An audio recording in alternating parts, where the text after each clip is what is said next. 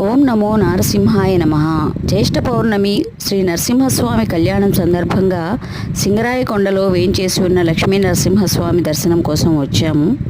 అశేష జన భక్త సందోహం మధ్య అంగరంగ వైభవంగా లక్ష్మీ నరసింహుని కళ్యాణం తిలకించడం మా అదృష్టంగా భావించాము. తర్వాత యోగా నరసింహస్వామి అని పిలువబడే తాతా నరసింహస్వామి దేవాలయానికి వెళ్ళాము. ఇదే ఆ దేవాలయ ముఖమండపం. ఈ స్వామిని ఇక్కడ తాతా నరసింహస్వామి అనడం వెనక ఒక ఆసక్తికర కథనం ఉంది.